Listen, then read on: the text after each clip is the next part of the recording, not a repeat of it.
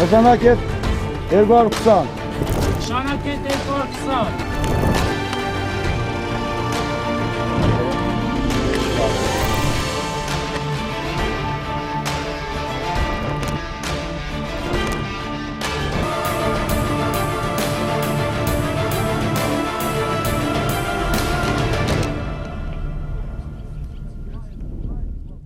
2016 թվականը մոտենում է ավարտին։ Արցախի հանրապետության հռչակման հոբելյանական 25-րդ տարում հայ զինվորը իր հերոսությամբ արյամբ վերստին վերահաստատեց գոյատևելու մեր իրավունքը։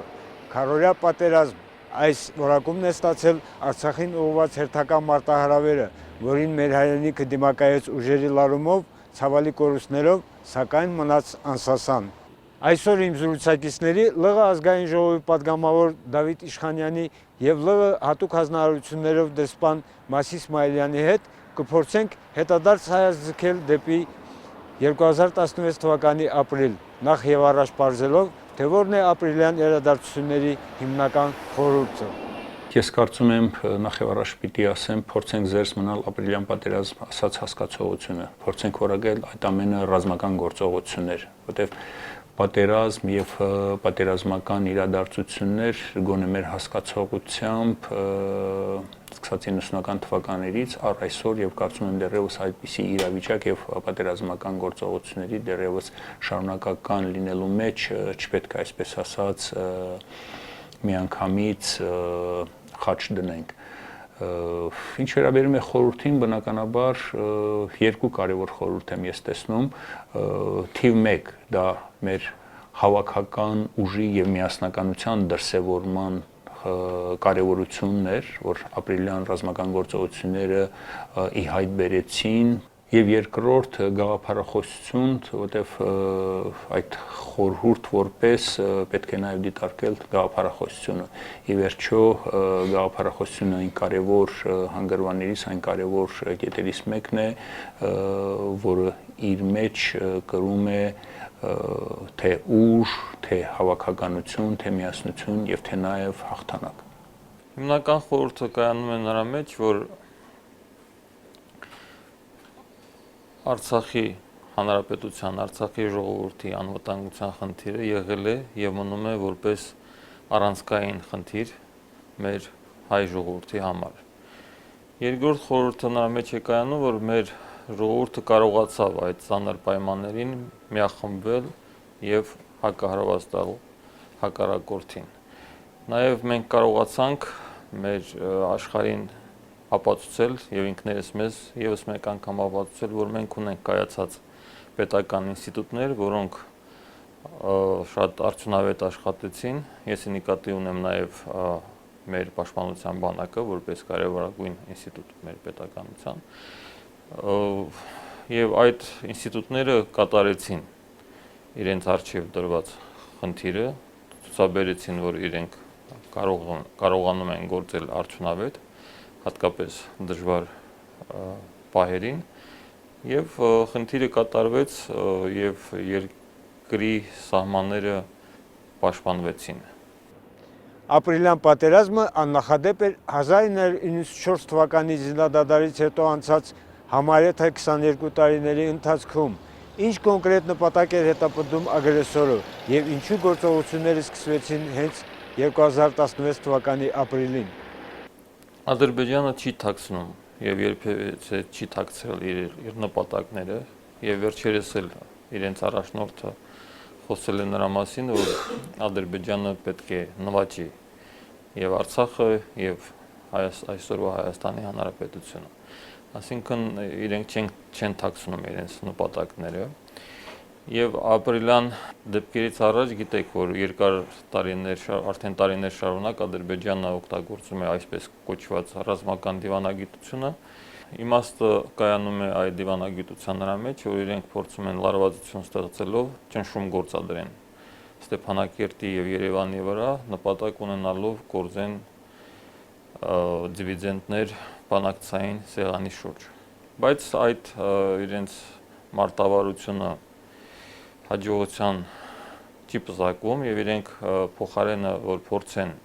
այդ մարտավարությունը իրենք լարվածություն են աստիճանաբար բարձրացրել վերջի տարիների ընթացքում, հատկապես օգոստոսից 2014 թվականի օգոստոսից այս կողմ, օգտագործելով նոր զինատեսակներ, ակտիվացնելով ձևեսանտների փորձերը ներթափանցելով մեր թիկունք եւ այլը, բայց կրկնեմ, այդ ամենը իրար հետ չտվեց իրենց ցանկացածը եւ այդ ամենը բերեց ապրիլյան պատերազմին։ Նաև նշեմ, որ իրենց այդ գործողությունը միշտ դատապարտվել է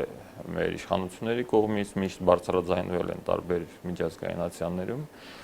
բայց նաև չկար համապատասխան միջազգային վերաբերմունք գնահատական այդ ամենին։ Սա եւս պատճառներից մեկն էր, որ Ադրբեջանը փորձեց այս անգամ արդեն լայնածավալ պատերազմական գործողություններ սկսել Արցախի հանրապետության դեմ։ Սա գագաթնակետն էր, այսինքն այդ ռազմական դիվանագիտության, այսպես ասենք, որը ժամանակի առումով հենց ընկել է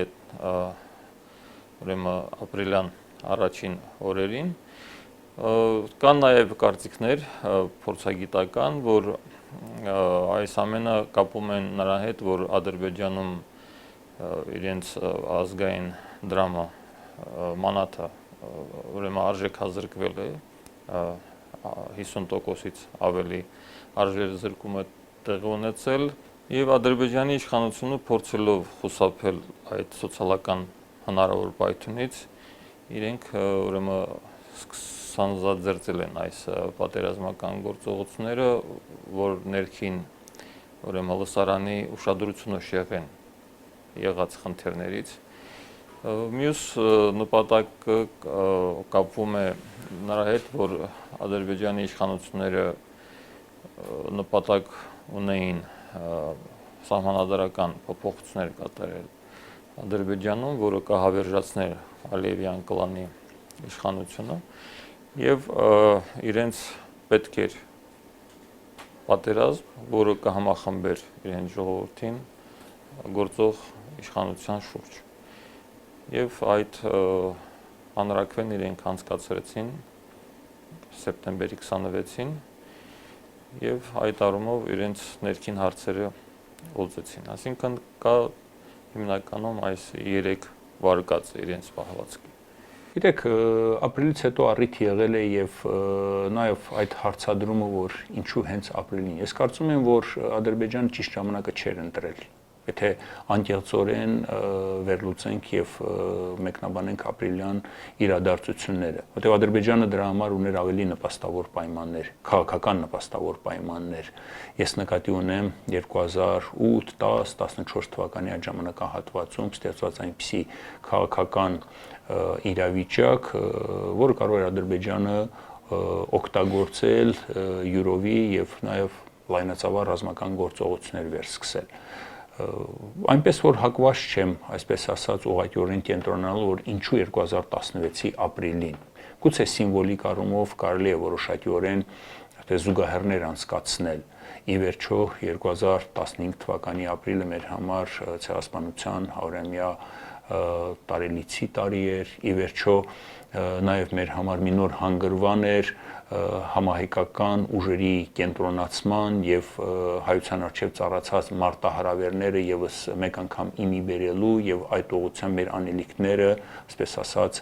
հրապարակավ ներկայացնելու։ Ես նկատի ունեմ նաև 2015-ի ապրիլին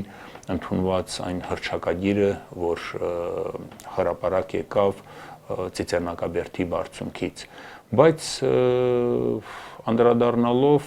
պիտի ասել, որ Ադրբեջանը պարզապես փորձեց պահը օգտագործել 2000 հատկապես 14 թվականի օգոստոս, սեպտեմբեր ամիսներից սկսած դիվերսիոն գործողությունների, այսպես ասած, վերջակետը լայնածավալ ռազմական գործողություններով ավարտելու եւ ստատուս քվոն փոխելու։ Ի վերջո 2016 թվականի ապրիլից հետո ի հայտ եկավ Ադրբեջանի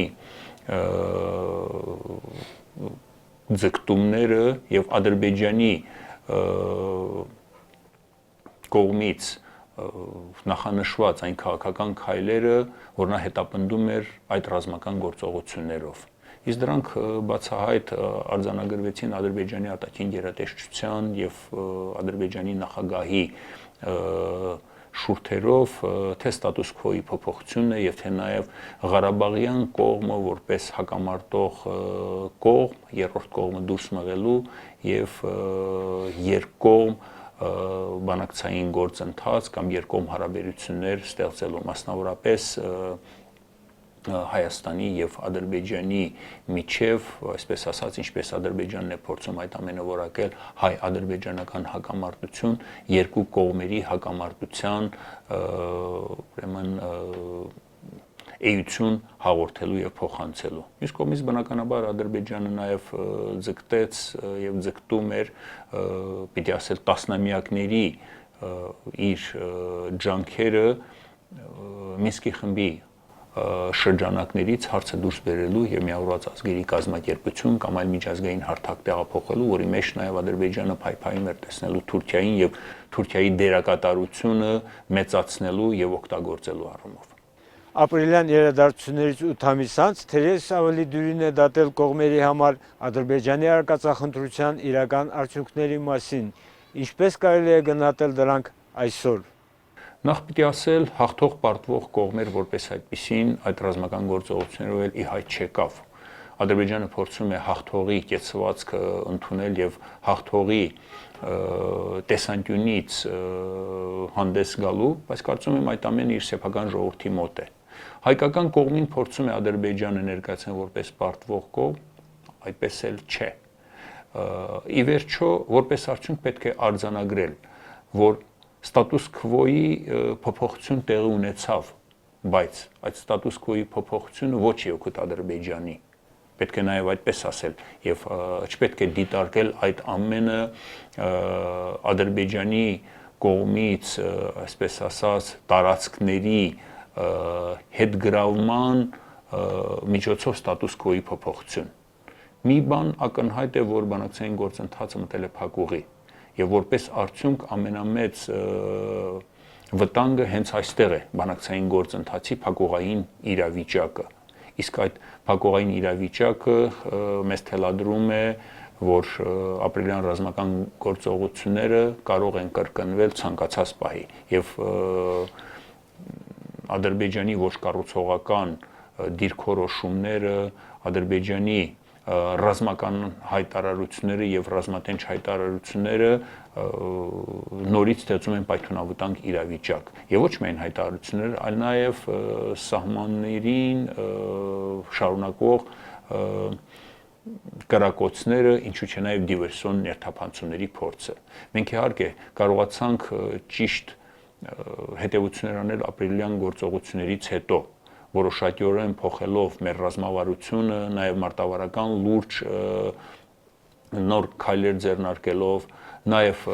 առաջնագծում լուրջ փոփոխություններ կատարելով, անվտանգության մեր պատնեշը ավելի ամրապնդելով, ուժեղացնելով, եւ թե այդ ամենը չլիներ, Ադրբեջանը պիտի շարունակեր եւ իր այդ դիվերսիոն ներթափանցումների փորձը պետք է շարունակական լիներ, հատկապես Ադրբեջանի կողմից մաշող պատերազմի սկզբունքը պետք է իր շարունակություն ունենար։ Ադրբեջանի նպատակը իհարկե եղել է եւ մնում է Արցախի հանրապետության գրավումը, որպես այսպես ասենք գերնպատակ կամ գերնպատակներից մեկը, որովհետեւ իրենք խոսում են նաեւ Հայաստանի հանրապետության մասին։ Եվ մյուս նպատակը այն էր, որ իրենք փորձում էին փոխել ստատուս կվոն։ Եվ այդ երկու նպատակներից իրենք ոչ մեկին չեն հասել այս պատերազմական գործողությունների ընթացքում։ Ինչ վերաբերում է Արցախյան կողմին կամ հայկական կողմերին, մենք կարողացանք ուրեմն պաշտպանել երկիրը եւ որպես կարևոր դաս այդ ամենից ես համարում եմ այն, որ ավելի ակտիվ մենք սկսել ենք աշխատել մեր պաշտպանության բանակի ուրեմն արդիականացմանը եւ մեծածավալ աշխատանք է կատարվել մեր քաղաքական իշխանությունների ղեկավարությամբ, համայն հայության ջանքերով, գիտեք, որ ժամանակին ապրիլի հենց առաջի օրերին կառավարությունը ստեղծել է օպերատիվ շտաբ, բացվել է համապատասխան բանկային հաշիվ, որտեղ կուտակվել են գումարներ եւ այդ գումարները նպատակային եւ արդյունավետ ծախսվել եւ ծախսում են, որ մենք ունենանք ավելի պաշտպանված սահմաններ եւ Ադրբեջանը չկարողանա նման անակնկալներ մատուցել, ինչը իրենք փորձեցին անել ապրիլյան օրերին։ Այս առումով կարևոր է, որ ընդհանրապես գաղափարախոսությունը փոխվել, մոտեցումներն են փոխվել մեր երկրում, մեր վերաբերմունքն է փոխվել, որովհետև 22 տարիները անցան համեմատաբար հանգիստ պայմաններում, եթե համեմատել լինենք, այսինքն չկար պատերազմ, թեկուզ լարվածությունը միշտ էլ եղել է թե դիպուկարների կողմից, թե դիվերսանտների կողմից, թե վերջի տարիներին, ինչպես նշեցին, իրենք սկսել են նաև հրետանին օգտագործել եւ այլն, բայց ապրիլյան դեպքերը մեզ դրդեցին, որ մենք ավելի ուշադիր լինենք մեր բանակի նկատմամբ, ես նկատի ունեմ մեր ամբողջ հայ ժողովուրդը համախմբեցին եւ շատ կարեւոր է, որ այս համախմբվածության աստիճանը մենք կարողանանք պահենք, որովհետեւ նմանատիպ զարգացումներ չեն բացառում։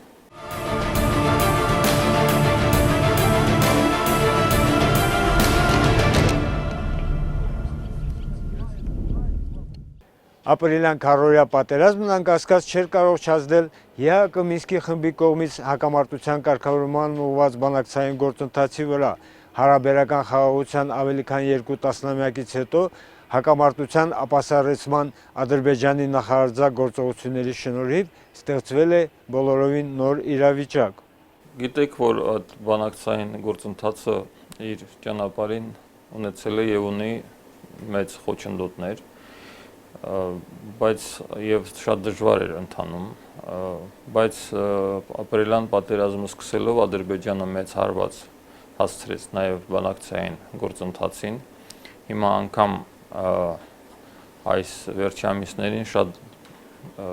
ջանքեր է ուրեմն թափվում միջնորդների կողմից, որ նախագահների մակարդակով նոր հանդիպում կազմակերպեն կամ անգամ նախարարների արտաքին գործերի նախարարների մակարդակով հանդիպում կազմակերպելը ուրեմն դժվար գործ է եւ այս ամենը խոսում է նրա մասին, որ բանակցային գործընթացը մտել է փակուղու մեջ, նաեւ պատճառներից ամենակարևորը այն է, որ ապրիլյան դեպքերից հետո Վիեննայում սկզբից հետո Սանկտ Պետերբուրգում գագաթնաժողովների ժամանակ նախագահների մակարդակով պայմանավորվածություն ձեռք բերվեցին հետաքննման մեխանիզմների ներդրման հարցում եւ դիտորդների ավելացման հարցում, բայց ինչպես գիտեք, Ադրբեջանը ունակ չի ապահովել կամ կատարել այն խոստումները, այն պարտավորությունները, որ ինքը ստանձնում է եւ նույնը կատարվեց այդ երկու գագաթնաժողովից հետո, որ իրենք սկսեցին հրաժարվել այդ ձեռք բերված պայմանավորվածություններից եւ այդ մեխանիզմները մինչեւ այսօր չեն կիրառվել, իսկ հայկական կողմը ինձ թվում է ճիշտ դիրքորոշում ունի այն առումով, որ եթե ձեռք բերված պայմանավորվածությունները չեն իրականացում, իրագործում, իմաստ չկա նոր հանդիպումների։ Այսինքն սրա մասին պետք է նաև մտածեն համանախագահող երկրները եւ ջանքեր թափեն, որ այդ ամենը տեղի ունենա, այսինքն մեխանիզմները ներդրվեն, որը կբարձրացնի ուրեմն անվտանգության մակարդակը առաջնագծում։ Ռազմական գործողությունների արդյունքում բանակցային գործընթացը հայտնել է փակուղային իրավիճակում եւ երկու այդ հանդիպումները, Վիեննայի եւ Սանկտ Պետերբուրգյան հանդիպումները նոր հեռանկարներ բացեցին Ղարաբաղ-ադրբեջանական հակամարտության գոտում։ Ի վերջո պետք է փորձենք մենք Ադրբեջանին բնականաբար Մինսկի խմբի համանախագահների միջոցով, միջնորդական առաքելություն իրականացնող այդ կառույցի միջոցով Ադրբեջանին պարտադրենք այն կարևոր երկու կետերը, որ նախանշվեցին այդ հանդիպումների ընթացքում, դարձնել իրականություն։ Խոսքը վերաբերվում է ուրեմն ՀԱԿ գործող նախագահի ներկայացուցիչ գրասենյակի ընդլայնման եւ հետաքննությունների մեխանիզմների արմատավորմանը։ Չպետք է վարանել եւ կարծում եմ այն դժգոհությունը, որ մենք առիթ ենք ունեցել անցած տարիների ընթացքում ներկայացնելու ԵԱԳ Մինսկի խմբին, դա միանշանակ հավասարության նշան դնելու հանգամանքն էր եւ ապրիլյան իրադարձությունների արդյունքում եւս հայկական կողմը չկարողացավ ամբողջապես այդ հավասարության նշանից խուսափելու մենք բոլորս գիտենք, որ Ադրբեջանը նախահարձակ էր մեր բոլորի համար ակնհայտ էր, որ Ադրբեջանը տեղեկատվական իր հնարքների եւ կիացարության միջոցով փորձեց այդ ամենը բարթել հայկական կողմի վրա եւ համոզված ենք, որ թե Մինսկի խմբի համանախագահող երկրները եւ թե նաեւ շահագրգիռ այլ կողմեր ուղղակիորեն տիրապետում են ընդհանուր իրավիճակին, բայց խնդիրը այստեղ իրավիճակին եւ ընդհանուր կացության տիրապետելը մեկ հարց է, այդ ամենի հետևանքները վերացնելու եւ այդ ուղղությամբ ջանքեր գործադրելը մեկ այլ հարց։ Մենք այստեղ պետք է փորձենք այդ ջանքերը ուժեղացնել եւ այդ մեխանիզմների արմատավորմամբ նա ի հայտ բերելու թե ընդհանուր պայմանավորվածությունների եւ պարտավորվածությունների ուրեմն խախտող կողմը որ կողմն է։ Բոլորիս համար ակնհայտ է, թե որ կողմն է խոչընդոտում բանակցություններում առաջընթացին, մասնավորապես միջադեպերի հետաքննության մեխանիզմի ներդրմանը։ Իմ զրուցակիցների կարծիքով տեսանելի ապագայում դժվար է սպասել միջնորդների կողմից հասցեական հայտարարությունների հնչեցմանը։ Ցանկությունները մեկ այլ հարց են, իրականությունը մեկ այլ հարց, ես կարծում եմ այստեղ պետք է իրատես լինել եւ իրական մոտեցում ցուցաբերել։ Ոչ, ես չեմ տեսնում մոտ ապագայում որոշակի տեղաշարժ եւ տեսանելի չէ այն, ինչ մենք երազում ենք եւ ցանկանում ենք։ Այն, ինչ որ մեր համար բաղձալի է, դա հեռու է իրականությունից։ Այդ իսկ առումով պետք է պարզապես մեր ուժերը կենտրոնացնել թե ներքին կյանքի, թե անվտանգության համակարգի ուժեղացման եւ թե նաեւ արտաքին ճակատի վրա։ Ի վերջո ասիմետրիկ որոշ քայլերի ձեռնարկումը մեզ համար միշտ կարևոր է եւ եթե Ադրբեջանը փորձում է ամիջական Ղարաբաղ-ադրբեջանական սահմանին ստեղծել լարվածություն եւ ընդհանրապես այդ լարվածության միջոցով նաեւ որոշակի քաղաքական դիվիդենդներ ստանալ, ապա մենք պետք է այստեղ այդ ասիմետրիկ պատասխանը ուղղորդենք այն որդեգրված քաղաքական գծին, որ մենք անվանում ենք Լեռնային Ղարաբաղի Հանրապետության ճանաչման գործընթաց եւ միջազգային ասպարեզում փորձել ներկայացնելու իրական Ղարաբաղը, ժողովրդավար Ղարաբաղը եւ ազատ եւ անկախ ապրելու ձգտում ունեցող Ղարաբաղը։ Որոշ հայտարարություններ վերջի 1-2 տարիների ընթացքում ունեցել են իր հասցեատիրոջը, իհարկե մենք ցանկանում ենք, որ բոլոր հայտարարություններում ավելի հստակ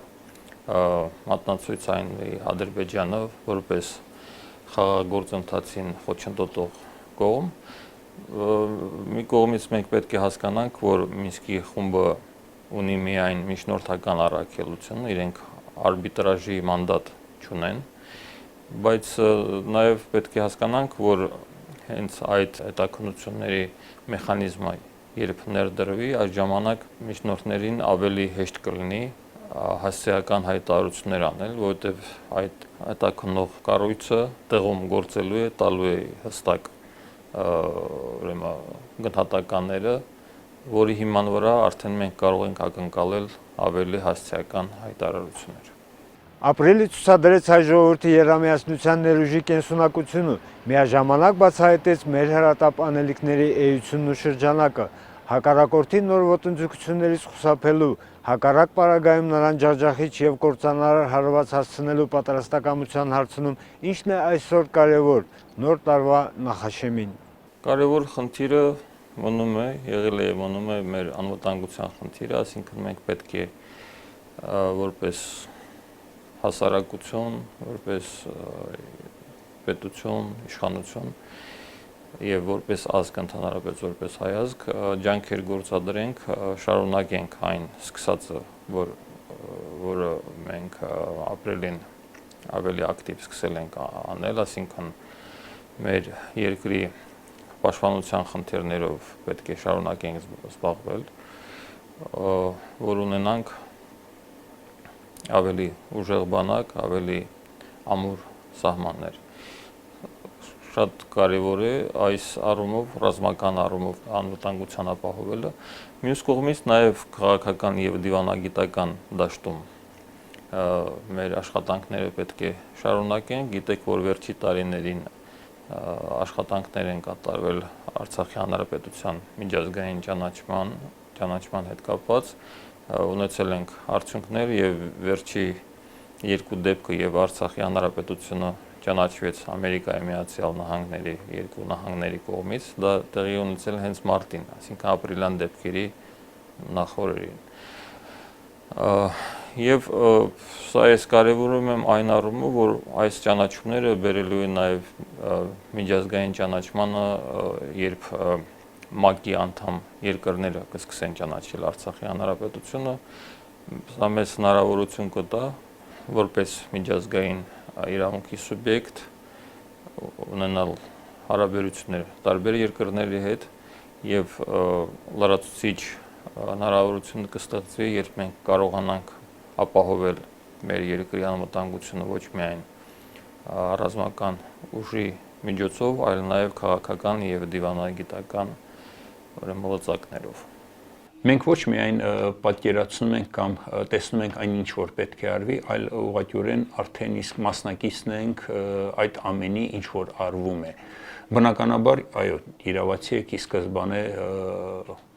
ապրիլյան ռազմական գործողության ընդհանուր խորհրդի մեջ մենք արձանագրեցինք մեր հավաքականության եւ միասնականության անհրաժեշտությունը եւ այդ միասնականության դրսևորումը ինքնին, ասես ասած, լոզունգային բնույթ չպետք է կրի։ Սա չպետք է, այսպես ասած, քարոզչական մեխանիզմի միայն բաղկացուցիչ հանդիսանա։ Այս ամենը պետք է իր արտացոլումը գտնի գործնական քայլերի մեջ։ Իսկ այդ գործնական քայլերը դա հայ ժողովրդի հավաքական ուժի կենտրոնացումն է, որ իր մեջ կրում է գաղափարական, տնտեսական, քարոզչական, նյութական, բոլոր առումներով, այսպես ասած, ուղղակի սինթեզված գործնական քայլեր։ Որի մեջ յուրաքանչյուր հայ, յուրաքանչյուր հայորդի ունի իր անելիքը։ Այդ պարտականության եւ պարտավորության գիտակցման անհրաժեշտությունն է այստեղ։ Որը մեկը չպետք է իրեն օտար զգա այս գործընթացից եւ կարծում եմ մենք ապրիլյան իրադարձություններով շատ լուրջ դաս ստանալով հանդերձ նաեւ լուրջ հետեւություններ պետք է անենք։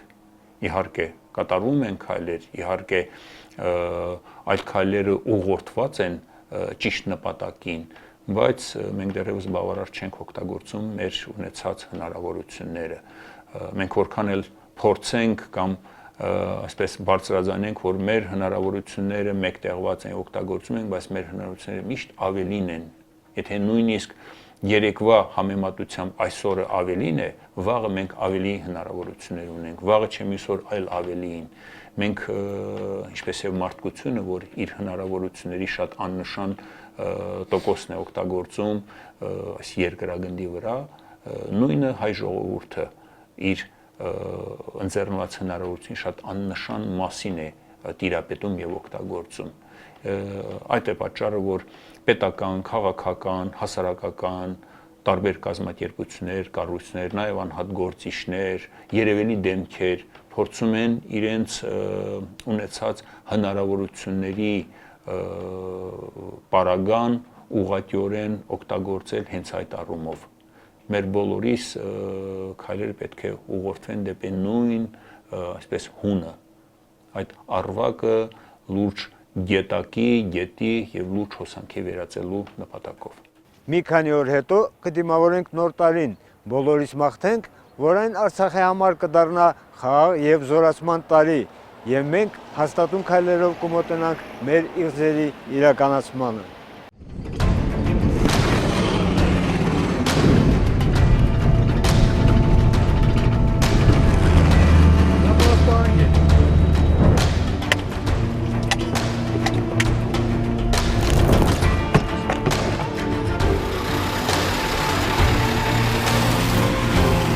Նշանակետ